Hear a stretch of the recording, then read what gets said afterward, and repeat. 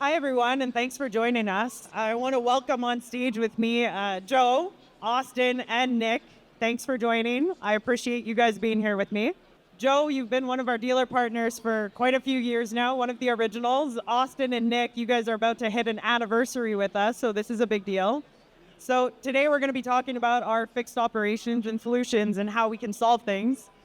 Beginning question that I usually want to start with that comes up quite often. I'm going to kick it over to you, Austin, as I know that this is something that's happened onboarding most recently with you guys when it comes to service advisors, technicians. Can you talk a little bit about what that process looks like today? Yeah, I think one of the things, with hiring, there's a lot of challenges in finding talent out there. So as a group, we really made a commitment to some core values to hire the right people. With that came a challenge of onboarding when it came to systems. So the old systems that we had, it would take us 3 to 6 months to get an advisor or a technician up to speed in order for them to do their job. Since switching to Tekion, it's maybe a day or two, because the system is so intuitive in terms of clicking and pointing, and it really takes you through a good process. So that's saved a lot of time for us, and then it's allowed us to widen our hiring funnel just to get people that don't have the background. They're good people. We want to train them to do the job, and it helps us do it a lot quicker. That's amazing internally. What's that look like also customer facing? I'm wondering, as that's probably a good advantage for a customer experience, having that advisor that's learning so much quicker. Yeah, it's a good point, because a customer comes in, they can be served right away instead of, oh, let me go get Bill, our lead advisor. He'll work me through this. Or, oh, I can't apply that coupon. I don't know how to do it. Let me go get somebody that can help me. So, the customer does have a much better experience as those employees get trained quicker with a system that really works for them. I have a question. So do you have like an internal training process then for if you're getting people on board in 2-3 days? Talk to me about that. Yeah, typically at each store, you're going to have a champion, whether it's a service manager or a lead service advisor, that is going to walk with them step by step. But again, I think just with the tool being so intuitive and clicking instead of codes or flipping different screens, it really makes that process go a lot quicker. And I know it could look different from one store to another. Joe, in your case as well, too, I think there's certain scenarios. I know that, you've said that you don't necessarily have to hire somebody that's worked in the automotive industry as well, correct? That's true, right? Much to Austin's point, it becomes really easy to use. So with some of the technologies that even Tekion offers, right?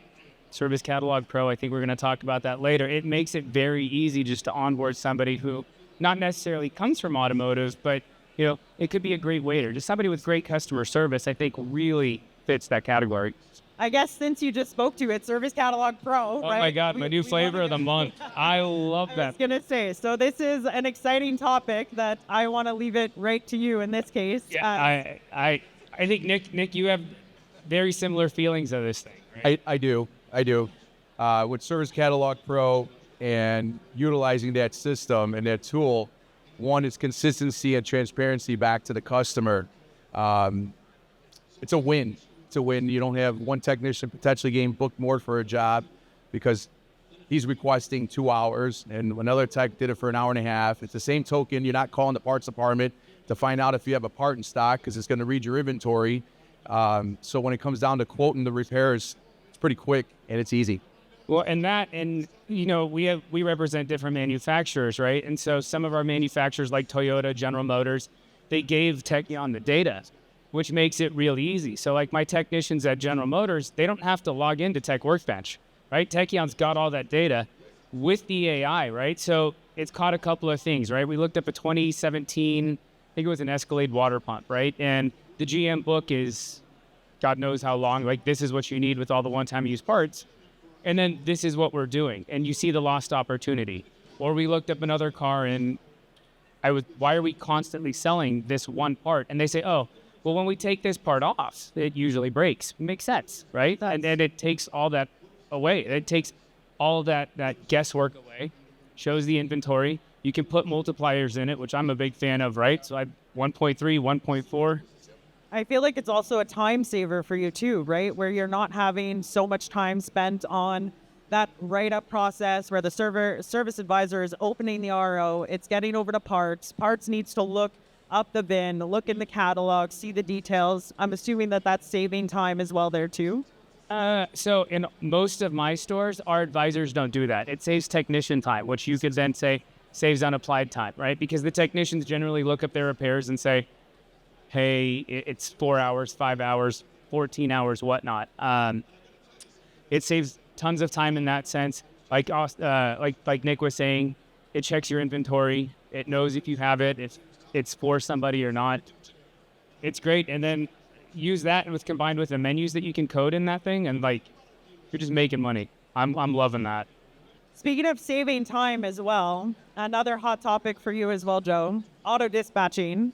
So dispatching shop capacities, we know that this is a big topic in fixed ops departments on, a lot of dealers sometimes are scared to go to auto dispatching. Can you tell us, Joe, in your different dealerships, how that's simplified the process of dispatching technicians for you and what that looks like? Each of our stores have some different form of auto dispatch, right? Like some are full auto dispatch, some are, we have one store, my favorite store, has teams, right? Where the team is full dispatch, but there is one manual component. The 4 guys work next to each other, and if they're busy, they just say, hey, take this, take this, take this, and they transfer between teams. With the availability of the skill sets, the RO level priorities and whatnot, you're able to really tailor auto dispatch, right? So my Chevrolet store was probably the most resistant. It's one of our bigger stores. I think it's got 52 technicians. And this last week, we finally flipped them on full auto dispatch. Of course, we all work in the shop. You know that, right? There's always that one guy that's like, not going to go. So we turn it on. I call the guy up and I'm like, okay, dispatch is on. It's live. Don't mess with it. Let's see what's going on and let's fix the priority settings. So, Joe, I have a question for you. Sure. Did you notice a increase in your gross profit by having your skill set right with auto dispatch? What I could attribute that to is more throughput, because the cars weren't going to the wrong technicians and whatnot, right? Like, I can attribute that to more gross. Not necessarily auto dispatch, but more throughput, right? So, like, one of the stores went from a capacity of roughly 110 to 140, right? Pretty substantial pickup. Austin and Nick, I know in your case, you're not utilizing auto dispatching today, but even without auto dispatching, you both mentioned to me a lot of benefits you see just in the RO dashboard and the RO screen. Can you talk a little bit about that, how you're seeing it as directors? I know, Austin, this is your home. Go for it. Yeah, I think one of across Tekion's entire platform, just the ability to customize however you want it. I think the boilerplate settings are great, but then, you can dive as deep as you want, whether it's the scheduling settings or how you're viewing the different screens. So, it is absolutely limitless in terms of the customization. And, from a director level, we want to look at it a little bit differently maybe than somebody in the store. So I can really set, on the left-hand side exactly what I want to see when I log into that screen, which saves me a ton of time. Looking at the stores. Do you set different capacities between your shops, like express, main? It depends. I have in the past, and then other times we haven't. So I know Nick probably goes a little deeper into the scheduling settings, but yeah, how we're doing with dispatching, I mean, you can limit, waiters and drop-offs and shuttles and different things, but The filter settings that we're talking about, what I like is you can have it set up for each advisor and what they see, what the technicians see for each technician, so they know what ROs and what the status is on their specific ROs. The service manager gets the whole overview, and then you can have your general manager that's at the store have the entire view of what's going on. So much like what Austin was saying, just kind of piggyback what you were saying, you could get it that detailed to who the user is specific to what you want them to see. It's pretty cool. That brings me to a good point, actually, perfect, Nick, too. When it comes to RO flags, the filters you just mentioned, that comes to another question that comes up often. And Joe, I know this is something that you enjoy, is approval process. And that comes up. So how can we benefit that? What's it look like for you as a fixed ops director? Okay, so once again, and I keep going to this, you guys know, Tekion's super customizable. So like General Motors has something called approver workflow. The warranty work can't take place until the manager approves it, right? And so you make that switch, you start it off as customer pay, say, hey, we're going to take a look at this, flip it to warranty. It gets pinged to the service manager approves it. It never gets added to the RO until that level of authorization, until that happens, which is great. It timestamps, it dates everything, who approved it. And the cool thing is you can set who the actual authorizer is. So you email Tekion and say, hey, Nick and Austin can do this. They're the only two people. Well, you guys get pinged, and only after you two click the yes, I approve this, it moves to the RO. And keeping that history locked in there as well too, right? Yep. I have a question. So, Joe, did you see when you went to that process, did you see that you weren't writing off as much in terms of warranty as you did before? 100%. 100%. Now, different stores, different brands, different manufacturers have different rules. General Motors actually, it's almost an audit protection because you can't, in General Motors, start working on the ticket until it's been approved. So because it doesn't even get added to the line, 100%, all of that potential loss is mitigated. We're kind of going in a good workflow here of going into approvals and processes, and now we got all of our filters. So that comes to technicians and multi-point inspections, right? Another hot topic that we all love. So what are some benefits there directly in the platform that you're seeing, how the technicians are using this, how that gets sent to a customer? Well, when a ASR comes through or an additional service request from the technician, that's also going through your service catalog as well. So it just streamlines the process on how it's taking place. Again, efficiencies are key. Again, in service, we sell time. So the more time we could sell within that 1 hour, the more production we're going to get, our efficiencies are going to go up, and it's a win. I want to speak to like the form itself. So the MPVI forms within Tekion, a lot of our stores, we've moved to a different form with different inspection items. If it's a used car, if it's a newer vehicle or everything. So you can add whatever you want, whenever you want. You can have multiple MPVI forms.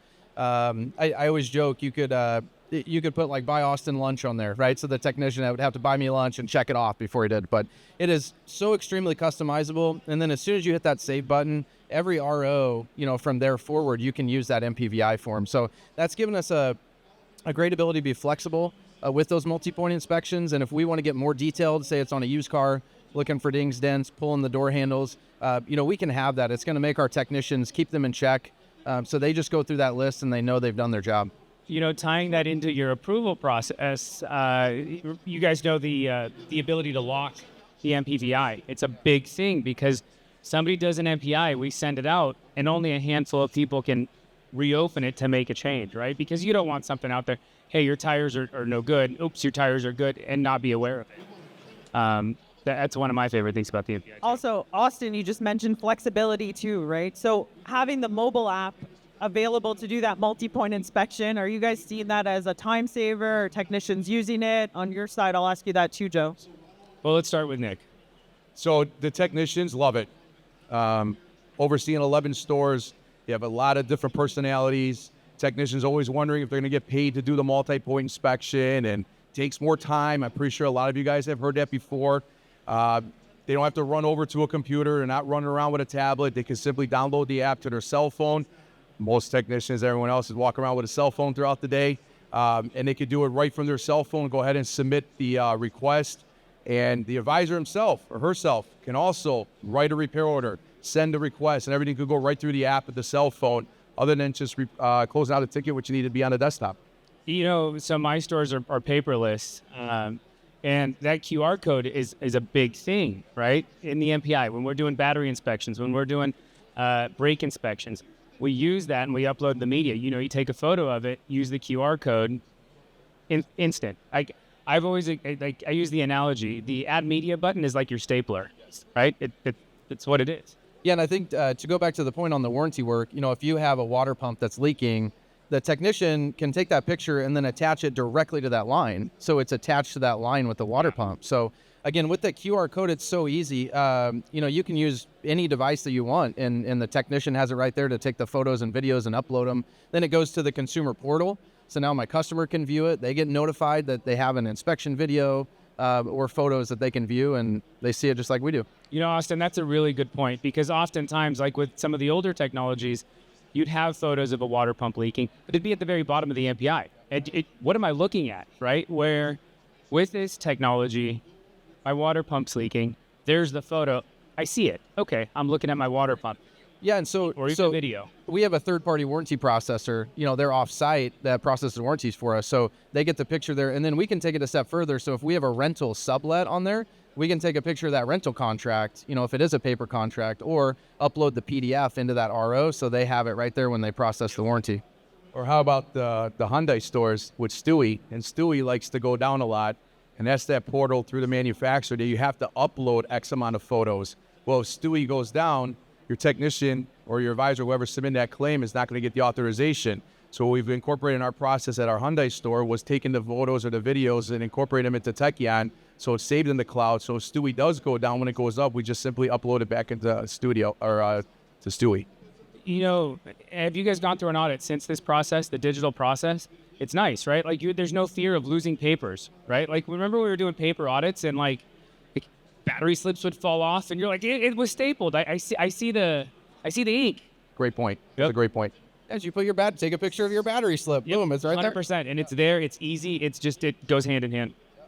And that visibility at any point in time, go back as far back as you need to see those photos, images, history, and audit logs. Yeah. Photos from the technician, photos from the time that the car was greeted in the service drive. So if you're looking for pre-existing or damage that didn't occur, what have you have photos, you have videos. Well, and how often does that happen in our service departments, right? Where, hey, we told you about this. This was here before.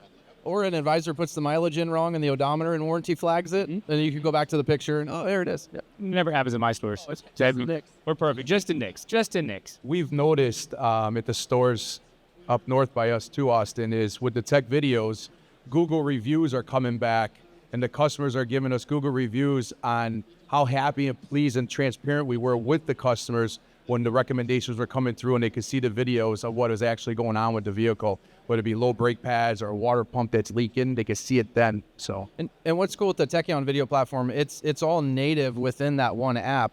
It's not another company that's been bought out and plugged in, right? Yeah. So it works seamlessly, it's quick, it's fast, it's easy.